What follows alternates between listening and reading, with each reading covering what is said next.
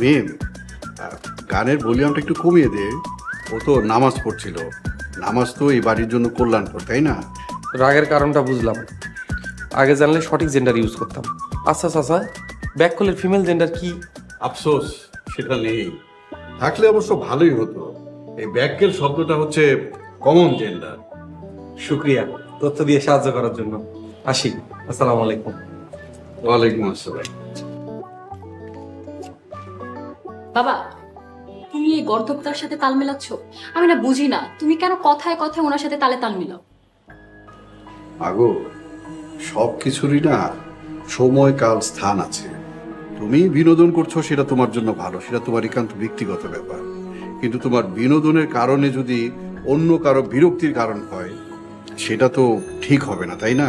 শোনো বাবা, তুমি না উলো বনে মুক্ত ছড়াচ্ছ। যে যার যোগ্য না তাকে তার চেয়ে উঁচু স্থানে বসাচ্ছ। হ্যাঁ, মিম, ভলিউমটা একটু কমিয়ে দিস।